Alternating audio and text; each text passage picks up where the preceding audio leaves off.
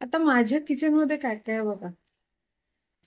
राजमा आहे, नंतर तुरीची डाळ आहे. तर आता ह्या गोष्टींचे ना ग्रुप्स बनलेले असतात. फूड ग्रुप्स कोणते आहेत? सिरियल्समध्ये येतात गहू, ज्वारी, रागी, बाजरा हे सर्व. नंतर पल्सेस म्हणजे सगळ्या डाळी, मुगाची डाळ, तुरीची डाळ, मसूरची डाळ, उडदाची डाळ, चना डाळ.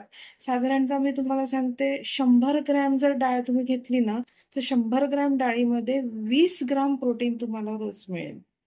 पालेभाज्या असतात, फळभाज्या असतात. पालेभाज्या पालक, मेथी, शेपू मस्त लागतात. रोज खायला पाहिजे ग्रीन व्हेजिटेबल्स. आयर्न भरपूर असतं त्याच्यामध्ये. Milk and milk products next group झाला. मध्ये मग पनीर असो, रसगुल्ला असो, दही असो, ताक असो, ते मिल्क अँड मिल्क प्रोडक्ट्सच्या कॅटेगरीमध्ये येणार. नंतर ऑइल. ऑइल आपण फॅट. ऑइल जर तुम्हाला भाजी करायची आहे, पोळी करायची आहे, तर आपल्याला तेल हे रोज लागतं. मग ते एक ऑइल आणि फॅटचा ग्रुप आहे.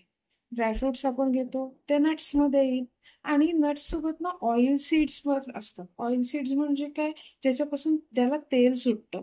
मग तीळ आले त्याच्यामध्ये, बदाम आलं, जवस आलं. जवसाला आपण भाजलं ना, तर पहा एकदम शायनी टेक्स्चर होऊन जातं त्याचं. ते कशामुळे? ते ऑइल सुटतं त्याच्यामुळे. नेक्स्ट कॅटेगरी नॉनव्हेजची आपण पकडू.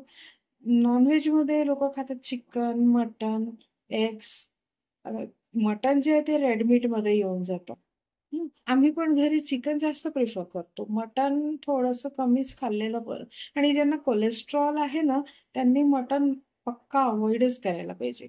नंतर एग, पोल्ट्री प्रोडक्ट्स जे असतात ते. ह्या सगळ्या ज्या आहेत ना, ह्या फूड कॅटेगरीज, फूड ग्रुप्स आहेत. ग्रुपचं ना रोजच्या आहारामध्ये प्रमाण ठरलेलं आहे. आपण असं नाही करू शकत एकच दिवसात आपण सकाळच्या नाश्त्यामध्ये पण प्रोटीन्सच म्हणजे पल्सेसच घेतले, दुपारच्या जेवणातही पल्सेसच घेतले, इव्हनिंग स्नॅक्समध्ये पण पल्सेसच घेतले आणि रात्री पण पल्सेसच घेतले. असं नाही झालं. एका दिवसाला जितकं प्रोटीन लागतं त्याच्यापेक्षा भरपूर तुम्ही खाऊन घ्याल ना. आपल्या किचनमध्ये जे पण काही डाळी असो, मसाले असो, धान्य, कडधान्य जे पण आहे, सगळे एक एक गोष्ट रोज घेणार आहे. मग ती रॉ असो की शिजलेली.